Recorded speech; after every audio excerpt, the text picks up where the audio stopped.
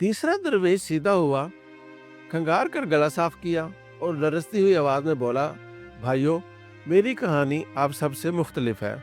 मैं ख़ानदानी रईस था। अल्लाह ताला ने मेरे ख़ानदान को दौलत, जायदाद और इज़्ज़त से नवाज रखा था। हम मखदूम थे, हमारी अपनी गद्दी थी। मैं अपने ख़ानदान की वाहिद नरीना औलाद था। अल्लाह ताला ने मेरे वालिद को 5 बेटियों के बाद औलाद नरीना से नवाजा था। चुनाचे मेरी परवरिश नाज़ो नेम में हुई।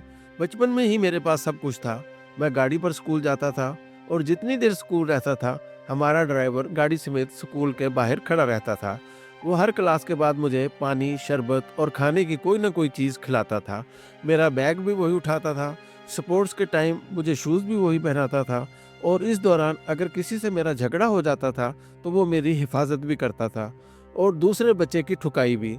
मेरे पास बचपन में दर्जनों जूते, कपड़े, खिलौने, स्पोर्ट्स का सामान और रकम होती थी। मेरे क्लास फेलोज़ के वालिदैन ने उनके ट्यूटर रखे हुए थे, जबकि मेरे वालिद ने मेरे लिए ट्यूटर के साथ साथ हेल्पर भी रखे थे। ये पेपर्स के दौरान हाल में बैठकर मेरी इम्तहान में मदद करते थे। मदद भी बस नाम की थी, ये मेरा पूरा पेपर लिख देते थे। वालिद बोर्ड को पैसे खिलाकर अपनी मर्जी के एग्जामिनर का बंदोबस्त कर देते थे और वो पेपर्स के दौरान मुझे मेरे हेल्पर्स के साथ दूसरे कमरे में बिठा देते थे। मैं पेपर के दौरान सोया रहता था और मेरा हेल्पर मेरा पर्चा तैयार कर देता था और इस हेल्प की वजह से मैं हर इम्तहान में अव्वल आता था। लेकिन अमली तौर पर मेरा इल्म सिफर था। मैं अंग्रेज़ी तो दूर उर्दू भी नहीं लिख सकता था। फिज़िक्स, केमिस्ट्री और मैथ क्या चीज़ थी, मैं इनके स्पेलिंग से भी वाकिफ़ नहीं था। मैंने 9 साल की उम्र में गाड़ी चलाना शुरू कर दी। ड्राइवर को साथ बिठाता था और अपनी मर्सिडीज़ कार गलियों में घुमाता रहता था। मैंने उस ज़माने में कितने लोगों का नुकसान किया मुझे याद नहीं। मैं दूसरों की गाड़ियाँ ठोकता था, किसी की रेहड़ी और किसी की दीवार गिराता था और मेरा वालिद उनका नुकसान पूरा करता था। वो मुझे कभी-कभी समझाने की कोशिश भी करता था, लेकिन मेरी माँ और बहनें मेरी तरफदारी करती थीं। वो मुझे अपने पल्लू में छुपा लेती थीं। तीसरा दरवेश रुका, लंबा सांस लिया और अपने मैले मफलर से अपनी मैली आंखें साफ की। वो देर तक सर्द आहें भरता रहा। इसकी तबीयत जरा सी संभली तो वो दोबारा गोया हुआ। मेरी परवरिश इस माहौल में हुई थी। मैंने ड्राइविंग के साथ साथ सिगरेट भी पीना शुरू कर दिए। हमारे मुलाजिम और मुरीद मुझे सिगरेट पीता देखकर मेरी हौसला अफजाई करते थे और कहते थे, वाह शाहजी वाह, आप तो जवान हो गए हैं। और मैं अपनी 10 इंच की छाती फुलाकर खड़ा हो जाता था। मैं सिगरेट से चर्च पर कैसे आया और चर्च से शराब पर कैसे गया, मुझे पता भी न चला। मैंने इसके बाद औरतों की गोद में कब छलांग लगाई, मुझे इसका भी अंदाज़ा न हुआ। बस मुझे इतना याद है, मैं दोपहर 2 बजे उठता था, नहा धोकर तैयार होकर निकलता था। मेरे साथ 10-20 फुकरे होते थे। हम तवाइफ खानों में जाते थे, सारी रात शराब पीते थे, गाना सुनते थे और तवाइफों के पाँव में लाखों रुपए बिखेर देते थे। मैं जब पिछले पैर बेहोश हो जाता था तो मेरे दोस्त और मेरे मुलाजिम मुझे उठाकर हवेली लाते थे और मुझे मेरे बेड पर डालकर चले जाते थे और मेरी आंख अगले दिन 2 बजे खुलती थी। और बाज़ औक़ात ये भी हो जाता था मैं 3-3 दिन सोया रहता था और जब आंख खुलती थी तो अपनी वालदा और बहनों को अपने सिरहाने कुरान पढ़ते और रोते देखता था। मेरे वालिद ने मुझे समझाने और रोकने की बहुत कोशिश की, लेकिन मैं इस्लाह से बहुत आगे निकल गया था। मुझे उनकी बातें समझ ही नहीं आती थीं। मैं ये समझने से कासिर था, आखिर मुझ में किस चीज़ की कमी है? मैं आखिर क्या जुर्म, क्या गुनाह कर रहा हूँ? बहरहाल किस्सा मुख्तसर, मेरे वालिद मेरी हालत देखकर कुढ़-कुढ़ कर फौत हो गए। आप यकीन करें, मैंने वालिद को दफन करते वक़्त शुक्र अदा किया। मुझे रोकने-टोकने वाला दुनिया से चला गया। वो खाम-खा कर स्यापा था। तीसरा दरवेश रुका और इसके बाद धाड़े मार-मार कर रोने लगा। हम सब उसे तसल्ली देने लगे, लेकिन उसकी आंखें उस वक्त दरिया बन चुकी थी। माहौल सोगवार हो गया। वो देर तक रोता रहा। तबीयत ज़रा सी संभली तो वो दोबारा बोला, मेरा वालिद घर का दरवाज़ा थे, वो गए तो मैंने अपना ही घर लूट लिया। जायदादें नीलाम हो गई, बैंक बैलेंस ख़त्म हो गए और गाड़ियाँ बिक गईं। मेरा वालिद मेरी बहनों की शादियां करा गया था। वो अपने अपने घरों में आबाद थीं, लेकिन उनकी विरासत मेरे कब्ज़े में थी। मैंने वो भी फूंक दी। रही से कसर शादी ने पूरी कर दी। मैंने एक तवाइफ से शादी कर ली।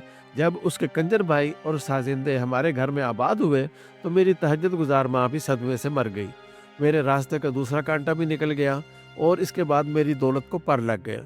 वो रेलवे ट्रैक के साथ उड़ते कागज़ों की तरह उड़ने लगी। मुझे इसकी परवाह ही नहीं थी। اللہ نے مجھے دیا ہی بہت کچھ تھا۔ میرے لچھن دیکھ کر میرے کزنز نے مجھے گدی سے بے دخل کر دیا، مجھے اس کی پرواہ بھی نہیں تھی۔ میں ہر سال محرم اور شبرات پر اپنے بزرگ کی قبر دھو دھو کر اکتا گیا تھا، چنانچہ میں نے اس پر بھی شکر ادا کیا۔ بہرحال قصہ مختصر، جب میری آنکھ کھلی تو میں پرانے لاہور کی ایک گندی نالی میں آڑا ترچھا پڑا تھا، اور پوری دنیا میں میرا کوئی ٹھکانہ، کوئی آسرا نہیں تھا۔ بہنوں اور بہنوئیوں نے مجھ سے قطع تعلق کر لیا تھا۔ شراب نوشی، چرس اور کوکین کی وجہ سے پورے جسم کا کوئی عضو سلامت نہیں تھا۔ اس دن مجھے کھانا کھانے کے لیے امام زامن کھول کر چاندی کا سکہ بیچنا پڑا، اور اس کے بعد دنیا تھی، اس کے دھکے تھے، اور میں تھا۔ وہ لوگ جو دن رات میرے در پر پڑے رہتے تھے، جو میرا جوٹا کھاتے اور چھوڑا ہوا پیتے تھے، وہ سب منہ موڑ کر جا چکے تھے۔ میری بیوی میری دونوں بیٹیاں لے کر بھاگ گئی تھی۔ میری بیٹیاں کہاں تھیں میں نہیں جانتا۔ میرا خیال ہے ان کی طوائف ماں اب تک انہیں بھی بیچ چکی ہوگی۔ میرا گاؤں، میری جاگیر اور میری گدی میرے لیے اجنبی ہو چکی تھی۔ اس طرف جانے والے سارے راستے بند ہو چکے تھے۔ وہ رکا اور ایک بار پھر دھاڑے مار کر رونے لگا۔ کمرے میں ایک بار پھر سناٹا ہو گیا۔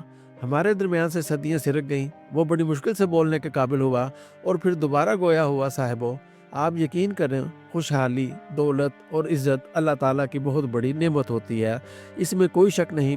آزادی اور صحت کا بھی کوئی نیبل بدل نہیں ہوتا، لیکن اگر آپ خوشحالی کے بعد غریب ہو جائیں، آپ کی سلطنت، آپ کی جائیداد اگر ایک بار آپ کے ہاتھ سے نکل جائے، تو دنیا میں اس سے بڑا کوئی دکھ نہیں ہوتا۔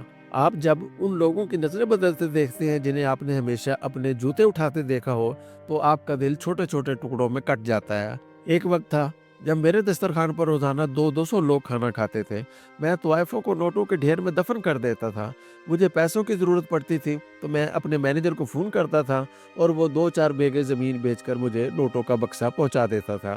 اور پھر ایک ایسا وقت آیا جب میں 100 روپے کے نوٹ کو ترس گیا۔ میرا ایک کزن درد دل رکھتا ہے، وہ اب مجھے ہر ماہ 20,000 روپے بھجوا دیتا ہے، اور میں ان میں گزارا کرتا ہوں۔ کھانا آپ جیسے لوگ دے دیتے ہیں، کپڑے کزن بھجوا دیتا ہے۔ ایک کھولی میں رہ رہا ہوں جس میں باتھ روم بھی نہیں۔ مسجد میں جا کر نہاتا ہوں اور اپنے رب سے معافی مانگتا ہوں۔ وہ رکا اور لمبا سانس لے کر بولا، اللہ تعالیٰ بہت کم لوگوں کو بادشاہ بناتا ہے، اس کا مالی فضل بہت کم لوگوں کو نصیب ہوتا ہے۔ وہ لوگ بہت احمق ہوتے ہیں جو اس کے فضل کو ٹھکرا دیتے ہیں، تکبر کرتے ہیں اور اس کا مال ضائع کرتے ہیں۔ یہ لوگ خسارے میں رہتے ہیں، در در بھیک مانگتے ہیں۔ لہٰذا میرا انجام دیکھو اور توبہ کرو۔ اللہ تعالیٰ نے اگر آپ کو خوشحال بنایا ہے، آپ پر اپنے فضل کے دروازے کھولے ہیں، تو کبھی کفران نعمت نہ کریں، اللہ کا شکر کریں اور اس کی نعمت، اس کے فضل کی حفاظت کریں۔ اور میں وہ بد نصیب ہوں جس نے اپنی سلطنت اپنے ہاتھوں سے جلا دی۔ میں نے خود کو خود ہی برباد کر دیا۔ وہ خاموش ہو گیا۔ ہم سب نے چوتھے درویش کی طرف دیکھنا شروع کر دیا۔